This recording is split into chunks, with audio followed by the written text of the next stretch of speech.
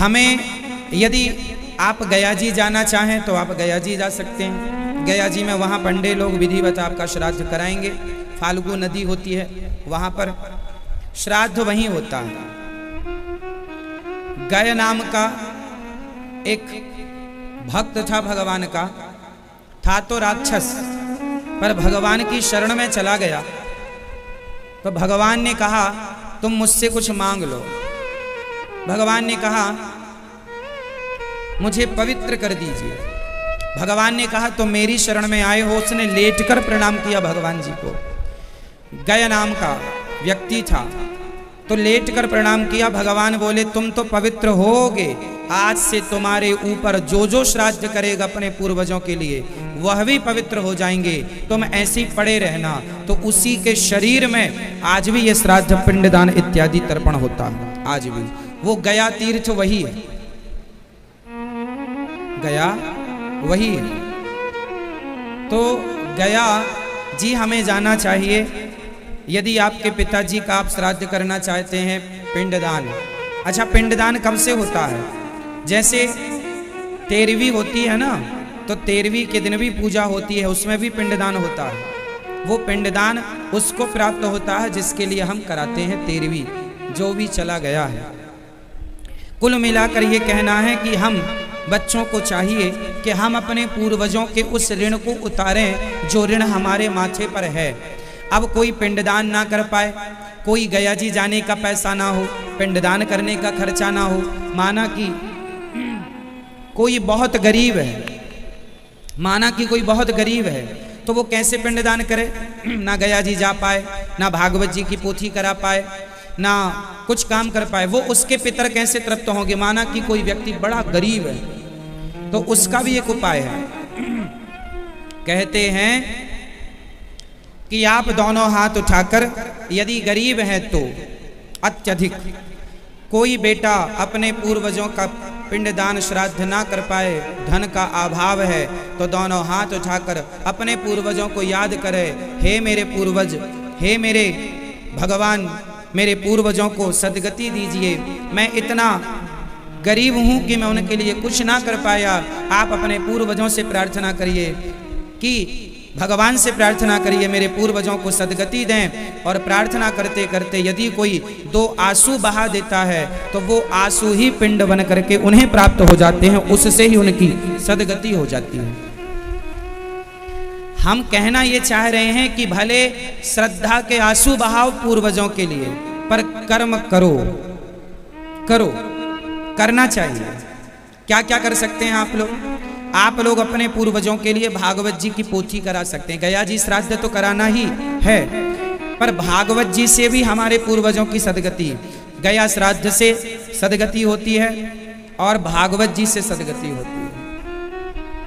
भागवत जी की पोथी, इसलिए अभी 13 तारीख से भागवत जी बैठेंगी श्राद्ध पक्ष में, तो आप भी अपने पूर्वजों के लिए, अपने बाप दादों के लिए जो भी नहीं हैं उनके लिए पुत्र धर्म निभाकर आप भागवत जी सुनवा सकते हैं। धुंधकारी ने जैसे भागवत सुन के उसकी सदगति हुई, परीक्षित जी की सदगति भागवत से हुई। कोई व्यक्ति कितना भी बड़ा पापी हो, यदि जीवन में कुछ ना कर पाया हो और आप उनके लिए भागवत श्रवण करा दें तो उनकी सदगति हो जाती है। ये भागवत जी की महिमा है, ये तारना जानती हैं, सो तारती हैं। तो आप भी पूर्वजों के लिए इस श्राद्ध पक्ष में पोथी पाठ करा सकते हैं। संग, आप अपने घर में ब्राह्मणों को बुलाकर भोजन कराइए। अच्छा, ब्राह्मणों को निमंत्रण कब करना चाहिए? इसका शास्त्रोक्त नियम है। जैसे आपकी पंचमी तिथि आई, आपके पिता की, दादा की, माना कि पंचमी तिथि, तो पंचमी जो तिथि है उस तिथि में आपको माना कि 10, 12, 15 ब्राह्मण बुलाना श्राद्ध के लिए, भोजन कराने के लिए। तो आप ब्राह्मणों को कब बुलाएं?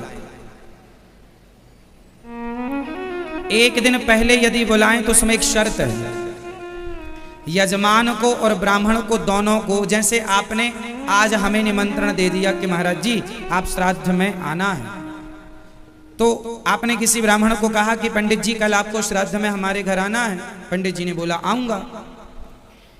तो फिर उस दिन आपने बोल दिया तो आपके जो पितर हैं वो ब्राह्मण के भीतर जाकर प्रवेश कर जाएंगे कि आज कल ये पंडित जी हमारा श्राद्ध खाएंगे तो हम इनके भीतर रहें। तो जैसे माँ खाती है तो माँ का खाया बच्चे के पेट में चला जाता है, ऐसे ब्राह्मण देवताओं का खाया हुआ पितरों के पेट में चला जाता है, जैसे माँ का खाया बच्चे के पेट में। तो एक दिन पहले यदि आप करते हैं तो उसमें एक शर्त है, पंडित जी को और आपको, आप दोनों को, यजमान और ब्राह्मण दोनों को ब्रह्मचर्य का पालन करना पड़ेगा। आज आपने निमंत्रण दे दिया तो आज की रात उन्हें ब्रह्मचर्य का पालन करना पड़ेगा। यदि उन्हें अपना ब्रह्मचर्य खंडित कर दिया यजमान ने या ब्राह्मण ने तो वो पूर्वज फिर स्वीकार नहीं करेंगे। तो फिर इसका उपाय क्या है? बोले आप जिस दिन श्राद्ध है उसी दिन आप निमंत्रण दीजिए। आज श्राद्ध है आपका तो आज सवेरे 6 बजे निमंत्रण देने जाइए। भगवान यहाँ तो रहते हैं हृदय में, भगवान कण कण में तो रहते हैं, सत्य है। लेकिन इससे बड़ा एक सत्य ये है कि भगवान हृदय में और कण कण के पहले भगवान भक्तों के विश्वास में रहते हैं। यदि विश्वास है तो भगवान है और विश्वास नहीं है तो भगवान नहीं। मंदिरों में भगवान उनके लिए हैं जिन्हें विश्वास है, वरना जिन्हें विश्वास नहीं है उनके लिए तो पत्थर की मूर्ति है। हाँ या ना? इसलिए भगवान को पाना हो तो पहले अपने विश्वास को मजबूत बनाओ। आज हम लोग भगवान से दूर इसलिए हैं क्योंकि विश्वास जिस तरह से होना चाहिए, जिस प्रकार का विश्वास चाहिए, उस तरह का विश्वास नहीं हो पाता। विश्वास मंत्र जाप मम दृढ़ विश्वासा, चाहिए विश्वास, विश्वासो ही फलदायक, पर होता नहीं। विश्वास टूट जाता है, कई बार टूट जाता है। आप में से कभी किसी का विश्वास टूटा भगवान से? टूटा? एक मैया बोली, यहीं हैदराबाद की थी, बोली महाराज हम पहले भगवान को बहुत मानते थे, बहुत विश्वास था, अब नहीं विश्वास है, अब विश्वास नहीं है। हमने कहा मां क्यों नहीं है? बोले पहले हमने भगवान से कहा था हे भगवान हमारी बहू को बेटा ही होना चाहिए, पर बेटी हो गई, तब से विश्वास उठ गया। अच्छा, समाज में ऐसे बहुत लोग मिलेंगे आपको जो ये कहते हैं हम पहले भगवान को बहुत मानते थे, पहले बहुत विश्वास था, अब विश्वास नहीं है। बताओ ये कौन लोग हैं? हाँ, कौन है ये? भगवान में क्या चाहिए? विश्वास। और जो लोग कहते हैं पहले विश्वास था अब नहीं है, वो लोग कौन हैं? वो लोग हैं स्वार्थी। अच्छा, भक्त और भगवान के बीच में क्या नहीं होना चाहिए आप बताओ? भक्त और भगवान के बीच में क्या नहीं होना चाहिए? उत्तर दो। क्या नहीं होना चाहिए मेरी मां? पीछे वाली मैया बताएंगी, ये गुलाबी मैया बताएंगी। चलो बताओ, भक्त और भगवान के बीच में क्या नहीं होना चाहिए? क्या क्या नहीं होना चाहिए? भक्त और भगवान के बीच में कभी एक चीज है जो नहीं होनी चाहिए, और वो है स्वार्थ, जिसे कहते हैं कामना। इसलिए भक्त और भगवान के रिश्ते में कामना ना हो। इसलिए भक्त और भगवान का रिश्ता कैसा होना चाहिए? निष्काम होना चाहिए। क्या होना चाहिए? भक्ति कैसी हो? निष्काम। निष्काम का मतलब क्या हुआ? यदि आपने भगवान से कहा कि हे भगवान हमें बहू के बेटा चाहिए, हे भगवान हमें ये चाहिए, यदि वो नहीं मिला तो आपका विश्वास टूट जाएगा। अरे भगवान से काम क्यों करवाते हो? कोई भगवान तुम्हारे नौकर हैं कि ये दो हमें वो दो? नहीं, भगवान से कभी कुछ मांगना नहीं चाहिए। अब आप कहेंगे भगवान से ना मांगे तो फिर किससे मांगे? तो एक बात बताओ, जब छोटा सा बच्चा अपनी मां के गोद में होता है, 2 महीने का, 1 महीने का, 3 महीने का, 5 महीने का, तो क्या बेटा कभी अपनी मां से कहता है, कुछ मांगता है, हमें दूध दे दो, हमें पानी पिला दो, हमें रजाई उड़ा दो, हमें पंखा चला दो, एसी चला दो, हमें बहुत ठंडी लग रही है, हमें बहुत गर्मी लग रही है? क्या छोटा सा बच्चा कभी कुछ मांगता है मां से? क्या मांगने के लिए उसके पास शब्द हैं?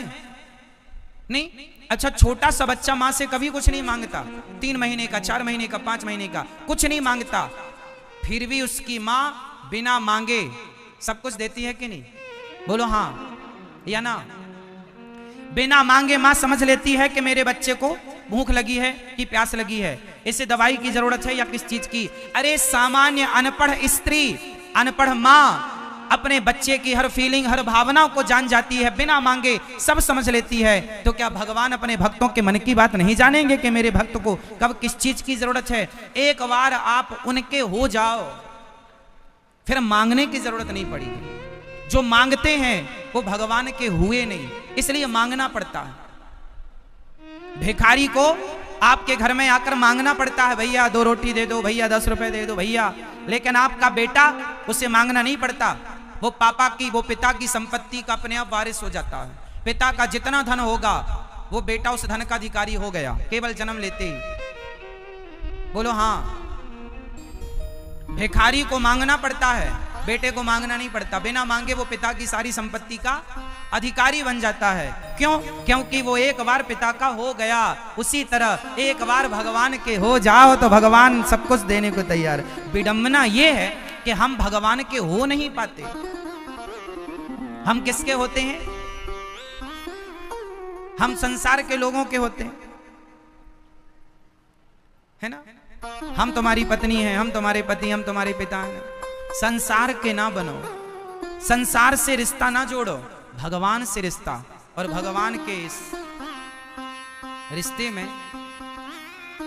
भक्त और भगवान के रिश्ते में क्या नहीं चाहिए मेरी मां? क्या नहीं चाहिए? स्वार्थ। भक्ति कैसी हो? निष्काम, निष्काम, कोई कामना। भगवान से ये मत कहो कि भगवान हमें ये दे दो। भगवान को पता है बेटा क्या कर दिए साउंड में। भगवान को पता है कि हमें क्या चाहिए, भक्त को क्या चाहिए, सब पता है। इसलिए भगवान कण कण की सबको जानने वाले हैं। लोग कहते हैं भगवान यहां रहते हैं हृदय में, लोग कहते हैं कि भगवान कण कण में है। नहीं, भगवान है विश्वास में। यदि विश्वास है तो आपके लिए हर जगह है। नहीं विश्वास है तो दुर्योधन को विश्वास नहीं था तो वो भगवान कृष्ण सामने खड़े तो रहे, पर वो सामान्य ग्वाल वाला मानता रहा। और अर्जुन को विश्वास था तो जिसे ग्वाल वाल मान करके दुर्योधन अपमान करता रहता था, उन्हीं कृष्ण को उस अर्जुन ने भगवान मानकर अपना लोक और परलोक दोनों सवार लिया। ये समझदारी है। दुर्योधन घमंड में भरा रहा कि तुम तो बचपन में चोरी करते थे मक्खन की, तुम तो गाले हो, गाय चराते थे। दुर्योधन ग्वाला ही मानता रहा, अर्जुन भगवान मानते रहे। कोई मंदिर में पत्थर देखता रहा, कोई पत्थर में भगवान देखता रहा। ये तो देखने वाले पर निर्भर करता है कि आप क्या देखना चाहते हैं। मानो तो मैं गंगा मां हूं, ना मानो तो बहता जाकी रही भावना जैसी, प्रभु मूरत देखी तिन तैसी। तो भगवान में क्या होना चाहिए? विश्वास। ठीक है, सबके भीतर है भगवान। अच्छा ये बताओ, आप में से कितने लोगों ने भगवान को देखा? आपने भगवान को देखा है? आपने भगवान को देखा? हाँ या नाम उत्तर देना है। आपने भगवान को देखा? नहीं। आपने भगवान को देखा? नहीं। ये मैया बैठी हैं आगे कुर्सी पर, बताएंगी आपने भगवान को देखा है मेरी माँ? नहीं। पीछे वाली मैया, वो पीली मैया खड़ी हो, बताओ आपने भगवान को देखा है? देखा? ये पीछे वाली मैया जो चेयर पर बैठी है पीछे, मैया बताओ आपने भगवान को देखा है? नहीं। आप लोगों ने, भैया आप लोगों ने भगवान को देखा? दादाजी आप बताइए, आपने भगवान को देखा है? हाँ या ना में सिर हिलाना बस। आपने भगवान को देखा है? हाँ या ना? नहीं देखा। पीछे वाले दादाजी आप बताइए, आपने भगवान को देखा है? नहीं। आप में से 80% लोग कह रहे हैं कि हमने भगवान को नहीं देखा।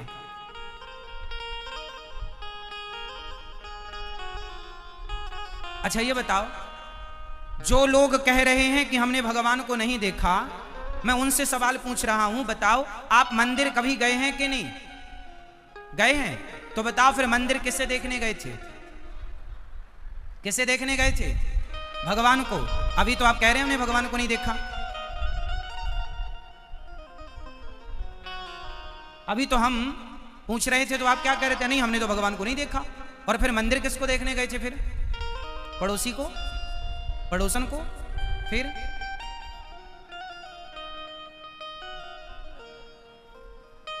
मंदिर गए थे, भगवान को देखा था, पर कोई पूछेगा कि भगवान को देखा? नहीं, हमने तो नहीं देखा। आप में से कितने लोग हैं जो हफ्ता 15 दिन में मंदिर जाते रहते हैं? कुछ लोग तो रोज जाने वाले होंगे, कुछ हफ्ता 15 दिन में, महीने में तो जाते होंगे। जाते हो ना? तो किससे देखने गए थे ये तो कंफर्म कराओ। भगवान कभी तो कह रहे हो कि नहीं देखा।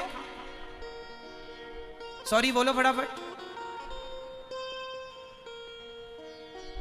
इसका अर्थ ये हुआ कि आप कहेंगे महाराज जी वो तो पत्थर की मूर्ति है, वो थोड़ी भगवान है। आपने पूछा कि क्या भगवान को देखा है, तो वो तो मूर्ति है, हमने तो मूर्ति देखी ना। साहब मूर्ति नहीं है, वो मूर्ति नहीं है। आपके घर में गोपाल जी तो होंगे छोटे से, वो गोपाल जी कोई अष्ट धातु नहीं है, वो धातु नहीं है, वो भगवान है। गंगा पानी नहीं है, गंगा हमारी मां है। गाय पशु नहीं है, गाय हमारी मां है। पीपल पेड़, तुलसी पौधा वृक्ष पेड़ नहीं है, वो हमारी आस्था में हमारी तुलसी माता है। एकादशी जब आती है बड़ी तो तुलसी विवाह भगवान के साथ होता है। तो अब आप कहेंगे महाराज जी पत्थर को आप कह रहे हैं, चलो मैं एक छोटा सा एग्जांपल आपको दूं, फिर मैं आपसे बात करूंगा। ये बताओ मां और बेटे के बीच में जो प्रेम होता है, बताओ मां और बेटे के बीच में प्रेम होता है या नहीं? कौन कौन सहमत हैं? सहमत हैं? मां और बेटे के बीच में जो प्यार है, जो प्रेम है, क्या आज तक किसी ने उस प्रेम को देखा? क्या मां का प्रेम दिखाई पड़ता है? जोर से। अरे मां बच्चे को 2 थप्पड़ मारती है कस के, कहां चला गया था? मां बेटे से प्रेम करती है। अब कोई बेटा कहे मां तू मेरे से प्रेम करती है, इसका सबूत क्या है? प्रेम दिखा? आप बताओ, कल आपका बेटा आपसे पूछा कि मां तुम मेरे से प्रेम करती हो, तो बताओ प्रेम करती हो तो वो प्रेम कहां है? दिखाओ मुझे वो प्रेम जो करती हो। बताओ मेरी मां, क्या कोई भी स्त्री या कोई भी पुरुष प्रेम करने वाला, क्या आप अपने प्रेम को दिखा सकते हैं? क्या प्रेम दिखाने का विषय है? क्या दिखा सकते हैं इसे? बताओ, क्या प्रेम को दिखाया जा सकता है? हाँ या ना? क्या प्रेम देखा जा सकता है? जोर से। क्या प्रेम देखा जा सकता है? अच्छा, प्रेम दिखता नहीं है, इससे यह सिद्ध नहीं होता कि प्रेम नहीं है। प्रेम होता है पर प्रेम दिखाई, जोर से, प्रेम होता है पर प्रेम दिखाई नहीं देता। अरे प्रेम तो एक फीलिंग है, एक भावना है, होता है। उस प्रेम को महसूस किया जा सकता है, कोई प्रेम को दिखा नहीं सकता। उसी प्रकार जैसे प्रेम महसूस का विषय है, होता है, उसी प्रकार ईश्वर को महसूस किया जा सकता है। ईश्वर होता है, उसे दिखाया नहीं जा सकता, उसे महसूस किया जा सकता है। जैसे एक माँ और एक बेटे के बीच में जो प्रेम है उसे महसूस किया जा सकता है। आप भी अपने बेटे से प्यार करते होंगे, अपनी बेटी से प्यार करते होंगे, अपनी पत्नी से, अपने पति से प्यार करते होंगे, तो क्या वो प्रेम दिखाया जा सकता है? आपकी पत्नी कई बार कहती है सुनो जी आप हमसे प्यार नहीं करते, तो पति क्या बोलता है? कैसे बताएं तुम्हें कि हम तुमसे कितना प्यार करते हैं? पत्नी से पति ने कहा तुम हमसे प्यार नहीं करती हो, तो पत्नी ने क्या बोला? हम तुमसे कितना प्यार करते हैं, हम कैसे बताएं? मतलब प्रेम को बताया ही नहीं जा सकता। कोई शब्द नहीं है जिस शब्द को कह के प्रेम की बात कही जा सके। प्रेम में कहा, जब कोई प्रेम करता है ना तो कहता है आई लव यू कह देता है। तो ये जो आई लव यू है ना, बड़ा बौना है। प्रेम को व्यक्त करने के लिए ना कोई शब्द नहीं है। एक बात बताएं, जो प्रेम है ना मेरी माँ, वो निःशब्द होता है। प्रेम को शब्दों से व्यक्त नहीं कर सकते आप। प्रेम को व्यक्त करने के लिए कोई शब्द है ही नहीं। यदि है तो आप बताओ। प्रेम है, बस है, वो भीतर का विषय है, बाहर का सब्जेक्ट नहीं है। उसी तरह परमात्मा भी भीतर का सब्जेक्ट है, बाहर का सब्जेक्ट नहीं है। मंदिर में जाते हो तो इस भाव से जाया करो कि ये प्रत्यक्ष भगवान है, मूर्ति है, पत्थर है, लकड़ी ना, भगवान है, बस भगवान है, वो ईश्वर है, महसूस का सब्जेक्ट है, देखने दिखाने का विषय नहीं है। आनंद लीजिए। जिसके पांव में कांटा लगता है ना, दर्द उसी को होता है। बगल में 10 लोग खड़े होंगे, उन्हें कुछ ना होगा, वो सहानुभूति के तौर पर खड़े हो सकते हैं, तुम्हें सांत्वना दे सकते हैं, लेकिन दर्द का अनुभव उन्हें कभी नहीं हो सकता। दर्द उसी को होगा जिसके पांव में कांटा लगा है। उसी तरह जिसके पांव में विमाई फटी ही नहीं, वो पीर पराई क्या जाने, और जिसने बेटी को जन्म दिया ही नहीं, वो बेटी की विदाई क्या जाने। कुछ चीजें जिसने बेटी को जन्म नहीं दिया, जिसकी बेटी नहीं है, वो बेटी की विदाई क्या होती है वो जान नहीं सकता। किसी पुस्तक में पढ़ाया नहीं जा सकता कि बेटी की विदाई ऐसी होती है। पढ़ सकते हैं आप, लेकिन उसे महसूस करने के लिए साहब जब तुम्हारी खुद की बेटी होगी तब पता चलेगा, बाकी तुम पढ़ कितना भी लो। बेटी की विदाई और पांव की विमाई ये बताई नहीं जा सकती, अनुभव का विषय। कुछ चीजें अनुभव की जा सकती है, व्यक्त नहीं की जा सकती। उसी तरह जिसने भक्ति की है, जिसने प्रभु के लिए आंसू बहाए हैं, वो जान सकता है कि मूर्ति में भगवान है या नहीं। जिसने प्रभु से प्रेम किया ही नहीं, उसके लिए तो ठीक है, पत्थर है, ठीक है। इसलिए मेरी मां, मैंने भगवान को नहीं देखा ऐसा मत कहना। यदि ऐसा कहते हो तो फिर आपका मंदिर जाना बेकार है, भगवान में आस्था रखना बेकार है। एक तरफ तो आपकी आस्था है भगवान में, रोज पूजा करती हो, रोज गोपाल जी को आप नहवाती हो, रोज आप फूल माला आरती पूजा करती हो, और फिर एक तरफ कहती हो हमने भगवान को देखा नहीं। इसका मतलब तुमने गोपाल जी की सेवा पूजा पत्थर या पीतल मानकर की है, भगवान मानकर नहीं। इसलिए भगवान को महसूस करना, जैसे माँ बेटे से प्रेम करती है, वो प्रेम को महसूस करना पड़ता है। आपके घर में गाय है, आप रोज गाय को चारा डालते हैं, रोज गाय को पानी पिलाते हैं, रोज गाय को हाथ फेरते हैं, रोज करिए आप गाय को चारा दाना खिलाइए, पानी पिलाइए। एक दिन ऐसा होगा कि आप गाय के पास जाएंगे ना तो गाय आपको चाटने लग जाएगी। वो गाय है ना, उसके पास शब्द नहीं है, बस वो अपनी जीभ निकालेगी और आपको चाटेगी। आप समझ नहीं पाते, गाय का वो आपको चाटना, वो गाय का आपके लिए प्रेम है। गाय का आपसे प्रेम करने का ये तरीका है। गाय है ना, शब्द तो नहीं बोल सकती ना कि मैं तुमसे प्रेम करती हूं, गाय है, चाट सकती है तुम्हें। तो उसका प्रेम व्यक्त करने का ये अलग हिसाब किताब है।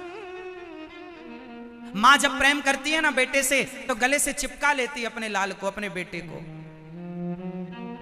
जब प्रेम उमड़ता है ना तो व्यक्ति गले लगना चाहता है, गले लगाना चाहता है, हाँ या ना।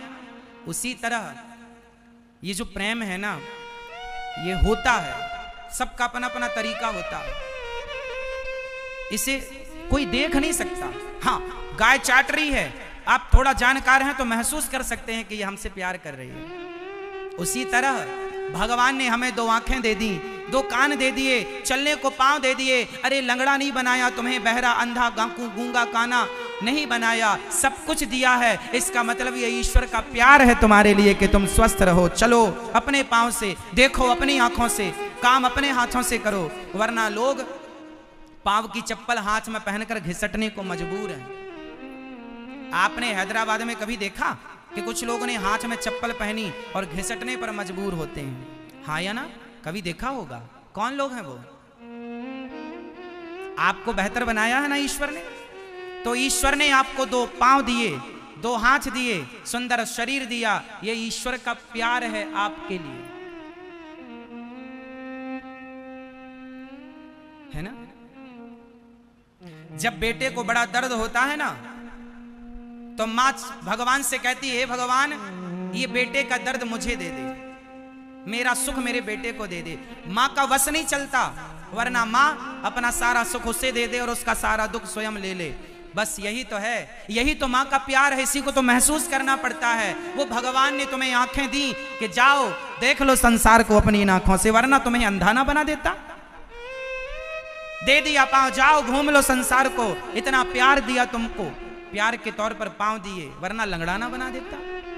लेकिन आप ईश्वर के उस प्रेम को महसूस नहीं कर पाते। भगवान हमसे कितना प्रेम करते हैं, बदले में हम लोग क्या करते हैं भगवान से? शिकायत। हे भगवान तुमने ये नहीं दिया, ये नहीं दिया, वो नहीं दिया। नहीं दिया, ये सबको याद है, ये नहीं दिया भगवान ने। अच्छा चलो बताओ भगवान ने आपको क्या क्या दिया है, इसकी एक लिस्ट मुझे कल दिखाना। आज रात को अपने घर पर एक कागज कलम उठाना और ये लिखना कि ईश्वर ने आपको क्या क्या दिया है, और फिर ये देखना कि क्या क्या नहीं दिया। तो दोनों को मिलान करना कि देने की लिस्ट बड़ी है या नहीं देने की लिस्ट बड़ी है। बताओ आपको ईश्वर ने क्या क्या दिया, लिखवाओ जरा, हम नोट कर लें। क्या दिया? देखने को आंखें, सुनने को कान, चलने को पांव, काम करने को हाथ, सोचने को बुद्धि। पागल नहीं बनाया, वरना बुद्धि ना हो आदमी पागल हो जाए। रहने को छत दी, रहने को रोटी कपड़ा पहनने को। लोग फुटपाथ पर सो रहे हैं, लोग सवेरे खा लेते हैं तो शाम को खाने की व्यवस्था नहीं होती। ईश्वर ने हम सबको खूब दे रखा है और हमारे पास सब कुछ है। लिस्ट बनाना आज जरूर कि ईश्वर ने हमें क्या क्या दिया है, और जब बन जाए लिस्ट तो फिर ईश्वर का धन्यवाद देना। ईश्वर का क्या करेंगे? क्या करोगे मेरी मां? एक सज्जन मेरे से बोला, मेरा पड़ोसी 10,000 के जूते पहनता है महाराज जी, और हमारे पास फटी चप्पल है। हमने कहा भाई उन्हें मत देखा कर जिनके पास 10,000 के जूते हैं, अरे उन्हें देखा कर जिनके पास जूते पहनने को पांव भी